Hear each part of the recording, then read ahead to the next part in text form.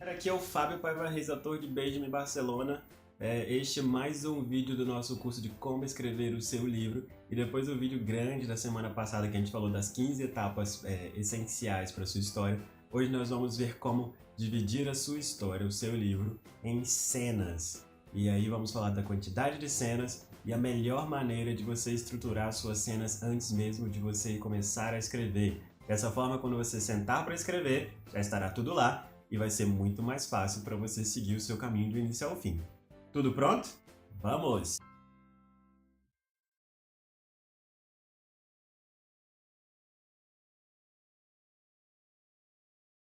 Galerinha, é o seguinte, hoje nós vamos criar um quadro. Pode ser um quadro físico, se você tiver um na sua casa, pode ser um daqueles de metal, pode ser um de cortiça para você ir pregando as coisas, mas precisamos de um quadrinho onde você vai colocar post-its ou pequenos posts mesmo, né? Pedacinhos de papel, onde você vai dividir as suas cenas e descrever as suas cenas uma por uma, do início ao fim do seu livro, certo? Pode ser também no computador, e aí há programas específicos para isso, que a gente pode chamar de storyboard aí, ou alguma coisa parecida.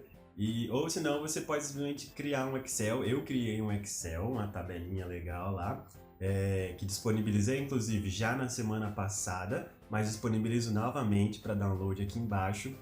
Fica junto com o Beat Sheet, que é o que nós vimos na semana passada das 15 etapas. E isso vai ajudar bastante para você fazer o seu caminho.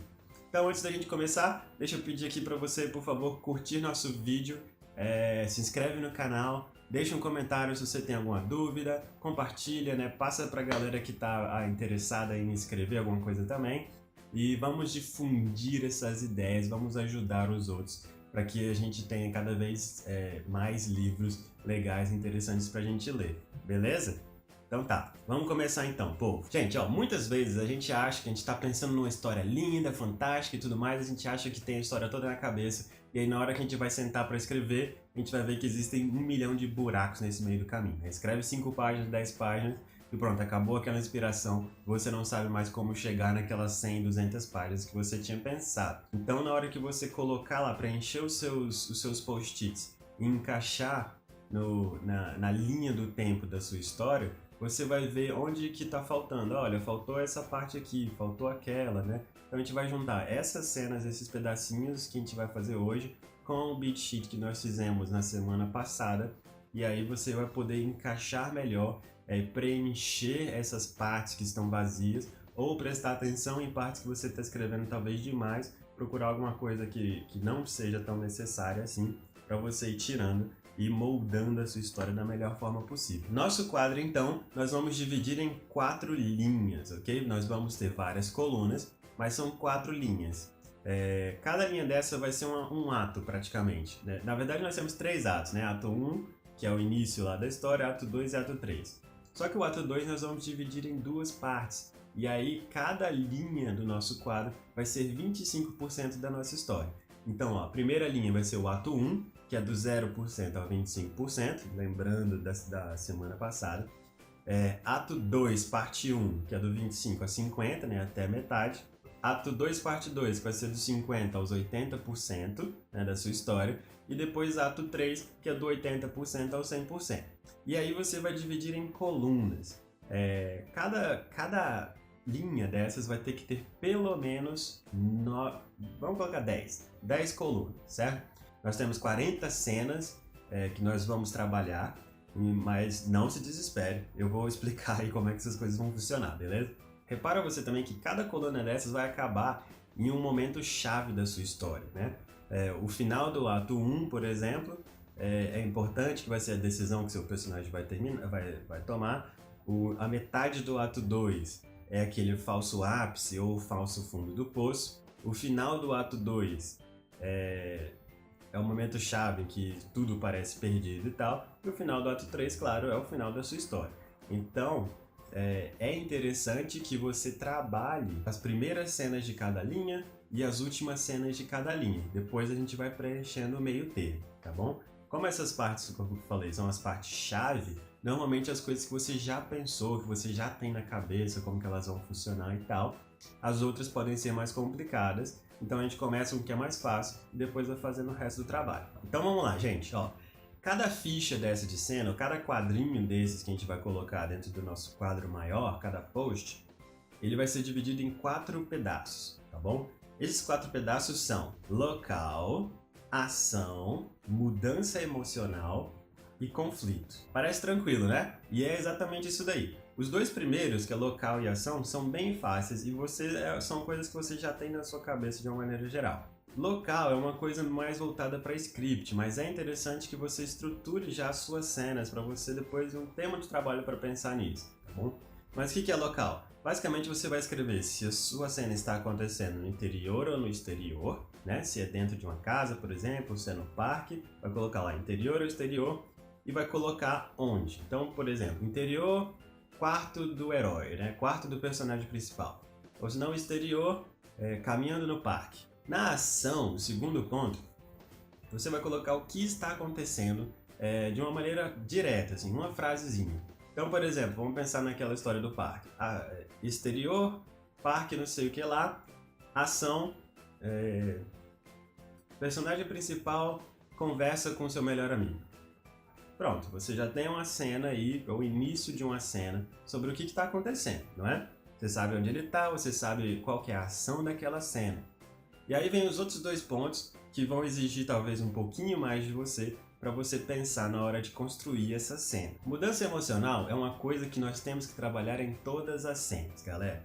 Não tem como, cada pedaço do seu livro tem que tratar alguma parte emocional do seu personagem. Não só do seu personagem, na verdade, mas essas cenas elas têm que mudar o tom emocional da sua história, né? Da história maior, da história principal do que está acontecendo no seu livro. Uma maneira de fazer isso é a gente marcar esse tom emocional no seu quadrinho com um mais, um positivo, ou um negativo. Então você vai colocar, se a cena vai começar de um tom negativo e mudar para um tom positivo, você vai colocar menos, depois o mais. E aí você vai colocar mais uma frasezinha para explicar o que está acontecendo.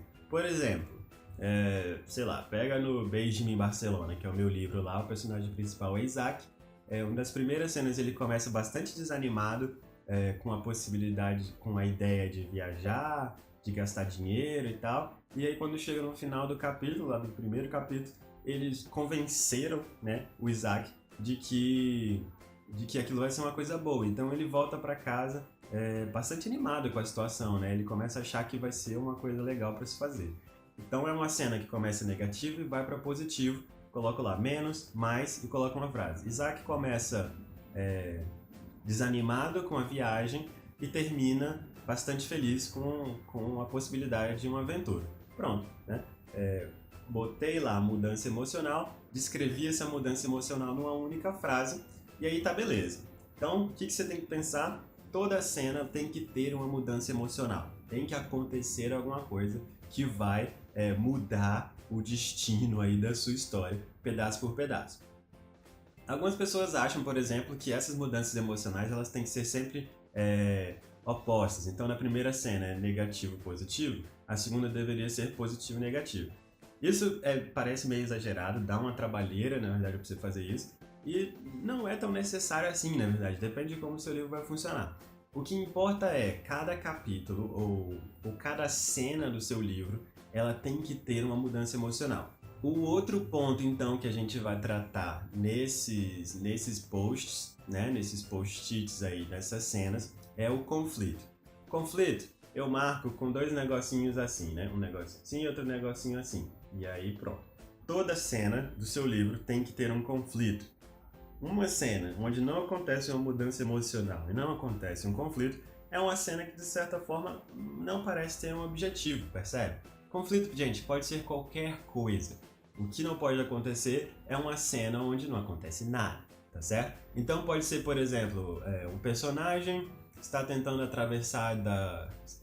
está tentando chegar na cozinha e o melhor amigo dele não deixa. Pronto. É um conflito, então a cena vai ser essa coisa, né, de um discutindo com o outro, deixa passar, não deixa, etc, ok? E também pode ser coisas mais profundas. Tava falando lá daquela cena do Beijing em Barcelona, que o Isaac começa desanimado e termina interessado, né, em fazer a viagem dele. O conflito aí é o seguinte, Isaac não quer ir, e Ulisses, que é o personagem amigo dele lá, vai encher o saco dele para que ele faça essa viagem. Então é um conflito aí, né? E aí no final esse conflito vai levar à mudança emocional. Então, ó, a mudança emocional e o conflito são essenciais porque um trabalha junto com o outro. É muito provável que vai ser o conflito da sua cena que vai fazer com que haja essa mudança emocional. Então as duas coisas funcionam juntas, tá? E aí é o que eu falei, a maior parte das vezes, quando você começa a preencher esses cartões, você percebe que você tem poucos cartões, você não pensou em todas as cenas do seu livro. Você provavelmente só pensou nessas cenas chaves. E aí na hora que você for começar a preencher 40 cartões, você começa a perceber que vai sobrar cartão lá que você vai ter que dar um jeito de preencher. É por isso que é importante você fazer esses cartões antes de começar a escrever. E agora, sobre a divisão desses 40 cartões, é o que eu falei. A princípio, você vai colocar 10 cartões para cada linha dessas, para cada etapa, né? Ou para cada ato que você vai tratar. Só que você pode sim tirar um cartãozinho desses, por exemplo, do ato 1 e jogar no ato 2. Tirar um do ato 3 e jogar no ato 2.2 também, por exemplo. Mas toma cuidado para você não deixar tipo o ato 1 com uma cena, 4 cenas, tá bom? Faz assim, faz o mínimo de 9 cartões para cada ato da sua história. E aí você vai ter quatro outros cartões que você vai poder distribuir da melhor maneira que você quiser, tá? Para você conseguir desenvolver esses atos de uma maneira adequada, assim, para não faltar partes na sua história. Outra coisa importante você tem que lembrar que cartões, passos na sua história, são momentos em que a sua história anda.